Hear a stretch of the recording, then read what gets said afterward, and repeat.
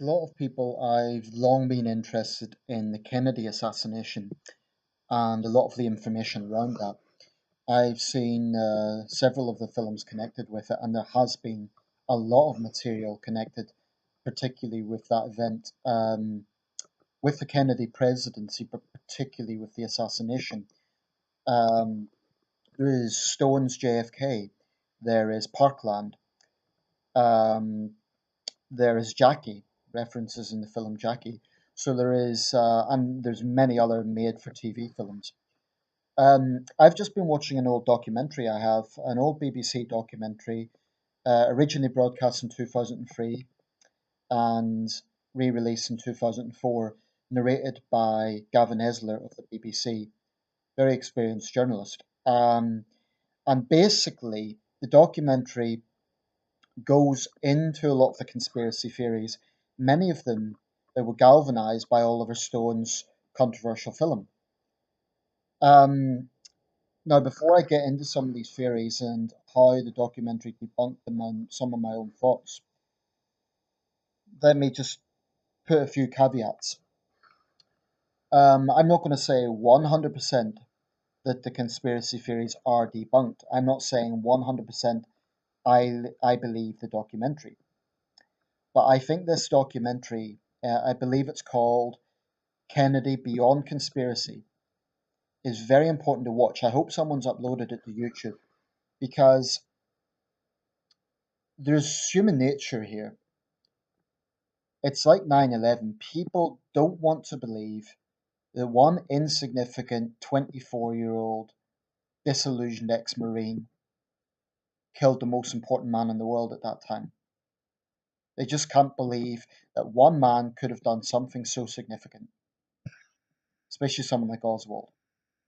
So there's a confirmation bias there. And this is also true of 9/11. It's also true of the Princess Diana conspiracy theories. It's true of the moon landing hoax conspiracy theories. There is confirmation bias with those who are determined to believe that it is something beyond the official line. But like I say, I'm not saying that there's absolutely nothing connected to the Kennedy assassination that isn't unusual and does raise significant questions because there still are. So anyway, I'm going to get straight into this and just stress some of the points the documentary made, um, just kind of for spreading awareness of what these are, because at the moment the balance is far, far more in favor of the conspiracy theories. If you look at the internet, there are far more people coming out with comments like Johnson knew, Johnson was behind it, etc. Just like 9/11, it was an inside job, Bush ordered it, etc. So with the Kennedy assassination, it's the same thing. The balance is heavily in favor of the conspiracy theories, certainly in online opinion. And the influence of the Oliver Stone film was such that Congress actually published millions of archives, not all of them. That's now being done. The vast majority has now been released by the Trump administration. But they actually done that in a response to the Stone film, 1991, that was made. And in 1991, the conspiracy theories were starting to die down. So Stone re-galvanized this. Now, Oliver Stone, I think, is a very talented filmmaker. I think he knows how to capture an audience's attention. I've seen the film many times. It's an impressive film. It's an engaging film. It's a very comprehensive film. Its running time is a good 2.5 hours, something like that.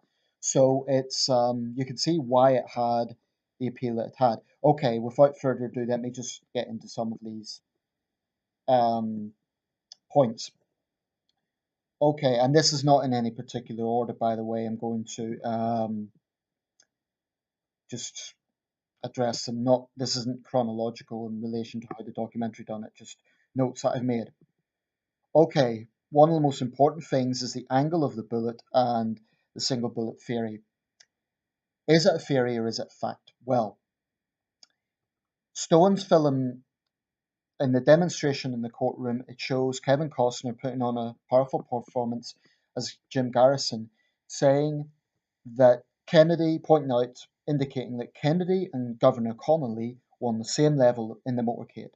Now, in reality, Governor Connolly was actually slightly below. I think it was 3 inches below Kennedy and slightly inward the way the limousine was designed.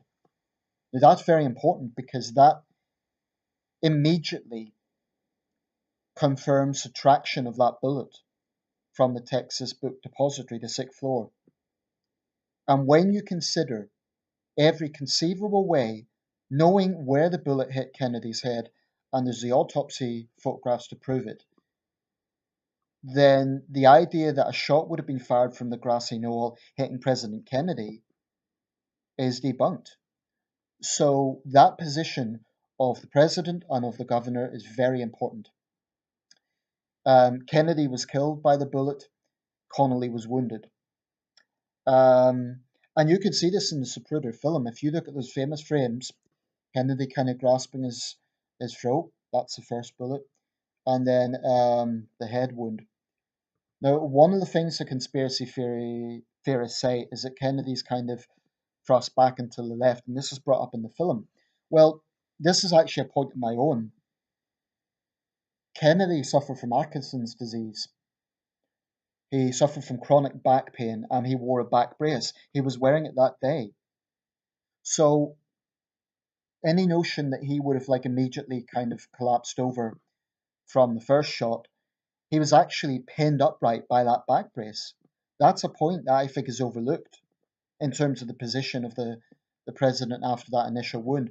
But as was pointed out by Gavin Esler, when people are shot, there's no sort of consistency as to what angle they collapse. So that's important to consider. Lee Harvey Oswald. Lee Harvey Oswald. There's a lot of myths around Lee Harvey Oswald. One of them is that he was a bad shot. Well, as the documentary explores, actually, a look at his Marine records show that he was a pretty good shot. He often got 49 out of 50 in the test scores. Now, in the film, Senator Long, I believe it is discussing with Jim Garrison on the plane a few years later that Oswald is a bad shot. That's not true. That was artistic license taken in the film. Incidentally, Stone himself admits it's an artistic license, but an issue a lot of historians take with Stone is that as a filmmaker, his film reached out to millions and millions of people, far more than any book could. So that's pretty important. Lee Harvey Oswald's own brother was convinced that he acted alone. Robert Oswald. He was depicted in the film Parkland. He looked at his brother in the eyes. He was convinced that Oswald acted alone. This is his own brother. Clay Shaw, the only man to ever be prosecuted in the Kennedy case by Jim Garrison. The absolute only so-called evidence that Garrison actually had was the testimony of one Perry Russo, who had failed a lie detector test. And Clay Shaw was cleared within, I think it was 50 minutes, 40 or 50 minutes. Garrison in the film is portrayed, it's a strong performance by Kevin Costner, but he's portrayed as an American hero, a man only interested in the truth, a man taking on big government. The reality is Jim Garrison, by most accounts, was quite an unpleasant man. He was a bully. He was very domineering, and when one of his colleagues told him that Russo had failed this lie detector test, apparently went into a rage, because that obviously threw out his case. Let's look at another one. Jack Ruby silenced Oswald to stop him exposing the wider conspiracy. Okay, it's true Ruby killed Oswald. Here's the question. If Ruby killed Oswald to silence Oswald, then by extension someone would have needed to have assassinated or tried to assassinate Jack Ruby in order to silence Ruby.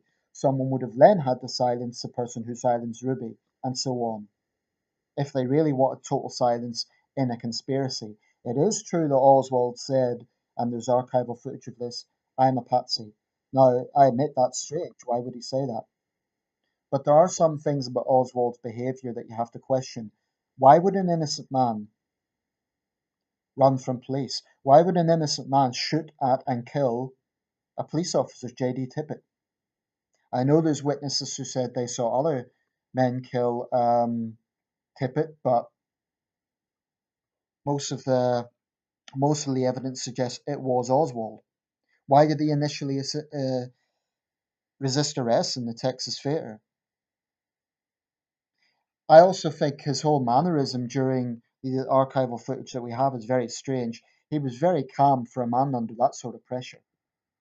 It's just something about Oswald's demeanor didn't seem right. And to me, it does add up to a nobody who wanted to be a somebody. This is a man who'd been rejected by the Soviets in Moscow and Mexico City. He initially did live in the Soviet Union for 3 years. He got bored and left. The Soviets then refused his services afterwards. They didn't take him very seriously. They thought he was a liability. So all of this points to a man who's absolutely desperate to get his name in the papers. I mean, Oswald was part of something called the Fair Play for Cuba Committee, which is featured in the film. But this only indicates to me this was a young man who wanted to do something. He had some TV interviews with that. He was, in fact, known. Now, there's something that is brought up in this documentary that Stone completely ignored. That is that Oswald had actually attempted to assassinate a retired general by the name of Edwin Walker. Edwin Walker was a segregationist. He was gaining popular support in the South. Oswald had attempted to assassinate this guy. He had taken pictures of the guy's house. He had given instructions to Marina Oswald in Russian as to what to do if he got caught. Now, Stone just completely ignored that.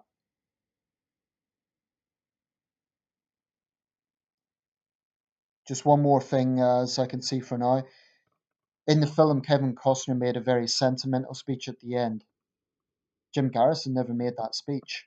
And you can't underestimate the power of sentiment in a film. So I hope someone's brought a lot of this. I hope someone's uploaded this documentary on YouTube. I haven't checked yet, but I think people just need to consider those things. I'm not saying for a second that there is nothing connected to the Kennedy assassination that doesn't raise question marks. There are definitely things that raise question marks. Certainly, some of the things in the Zapruder film, some of the people who were on the grassy knoll, the so-called babushka woman. There was a man with an umbrella that was later explained that he was apparently making some sort of protest towards John Kennedy against his father, which was a bit vague. Apparently, it was a reference to something to do with Neville Chamberlain and the umbrella. That was a little bit far fetched for me. So there are things, I'm not saying that the documentary explores everything, but it is quite comprehensive, and I think it deserves more attention. There's a lot of important interviews in that by people who are now have now passed away. This is now 15 years ago. This documentary was made. Um, I don't know what files have been released by Trump's release, but I think there's people out there who are convinced that Johnson was the Antichrist. I think there's no doubt about it. Lyndon Johnson was a very shady character, no doubt about it. And I think that both Jackie Kennedy and Robert Kennedy didn't trust the man. But that does not prove that he was behind the assassination of his predecessor. And I would just ask people to be open minded and not to go for confirmation bias. I think a lot of conspiracy theorists aren't really interested in solid facts. They just want anything that might indicate that the conspiracy theory is the way they think it is. So all I'm saying is not that Johnson was innocent, not that there isn't question marks around this, but to just consider these things. I mean, Lee Harvey Oswald, with the exception of saying that he was a patsy, was not acting like an innocent man. And I think that when you consider all the things I've said, then the idea of one giant conspiracy becomes a little bit problematic.